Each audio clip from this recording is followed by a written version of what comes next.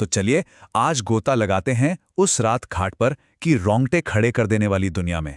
ये कहानी है दोस्ती की, बहादुरी की और एक ऐसे फैसले की जो सब कुछ बदल देता है। देखते हैं उस रात आखिर हुआ क्या था। कहानी की बुनियाद बहुत सीधी सी है, लेकिन उतनी ही खतरनाक भी। एक खौफनाक रात, 3 दोस्त और उनका लिया हुआ एक फैसला जो उनकी जिंदगी हमेशा के लिए बदलने वाला था। कहानी हमें ले चलती है ओमदनौती नाम के एक छोटे से गांव में, जहां मूसलाधार बारिश हो रही है। और इसी बारिश में 3 दोस्त बोरियत से तंग आकर एक ऐसी शर्त लगा बैठते हैं जो बहुत ही भयानक साबित होने वाली थी। अब इन दोस्तों की जो केमिस्ट्री है वो बड़ी दिलचस्प है। एक तरफ है विनय, मतलब जो हर तरह का खतरा उठाने को तैयार रहता है, और दूसरी तरफ है ललित, जो काफी डरपोक है और हर मुसीबत से दूर ही रहना चाहता है। और यहीं पर विनय एक बहुत ही खतरनाक आइडिया सामने रखता है। वो अपने दोस्तों, खासकर ललित को, उनकी बहादुरी पर सवाल उठाकर उकसाता है। अब सवाल ये था कि क्या वो उसकी बात मानेंगे। तो नाव लेने के लिए विनय पहुंचता है एक बूढ़े और समझदार मछुआरे राम काका के पास। और यहीं पर कहानी में पहली खतरे की घंटी बजती है, जब काका उन्हें एक बहुत बड़ी चेतावनी देते हैं।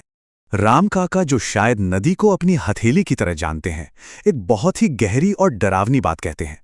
वो साफ साफ इशारा करते हैं कि अंधेरा होने के बाद नदी में कुछ अलौकिक ताकतें जाग जाती हैं। अपनी चेतावनी के साथ साथ काका विनय को बचाने के लिए उसे एक काला धागा भी देते हैं। ये एक पारंपरिक तावीज़ है जो माना जाता है कि बुरी ताकतों से बचाता है। और इस एक धागे पर तीनों दोस्तों का रिएक्शन उनके असली स्वभाव को आईने की तरह साफ कर देता है। विनय इसे बस बड़ों का मान रखने के लिए ले लेता है, सार्थक इसे अंधविश्वास मानकर मजाक उड़ाता है, और बेचारा ललित, वो तो डर के मारे इसे फौरन पहन लेता है। तो काका की चेतावनी को अनसुना करके वो लोग नदी में उतर तो जाते हैं, लेकिन मछली पकड़ने की उनकी शुरुआती कोशिशें पूरी तरह नाकाम रहती हैं। और ये नाकामी विनय को एक और भी ज्यादा खतरनाक आइडिया देती है।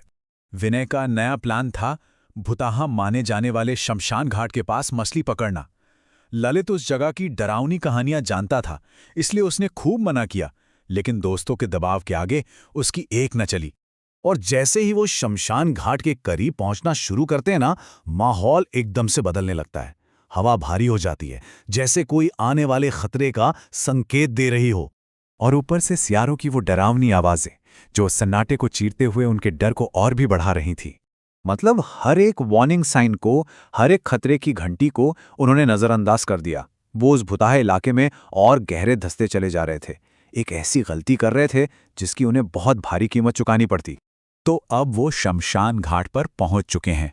माहौल में इतना तनाव है कि सांस लेना भी मुश्किल हो रहा है। और तभी सार्थक एक आखिरी कोशिश के तौर पर अपना जाल नदी में फेंकता है।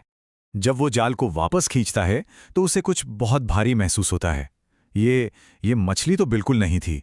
तो फिर आखिर क्या फंसा था उस जाल में? सोचिए, उस वक्त उन तीनों की क्या हालत हुई होगी। जाल में था एक लड़की का कटा हुआ सिर। ये उनके किसी भी बुरे सपने से कहीं ज्यादा भयानक था, और इसने उनके अंदर सिर्फ और सिर्फ दहशत भर दी।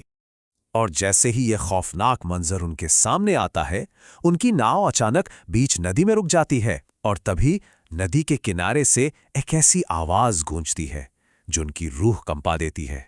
किनारे पर एक बिना सिर वाली औरत सफेद साड़ी में खड़ी थी। अब बचने का कोई रास्ता नहीं था।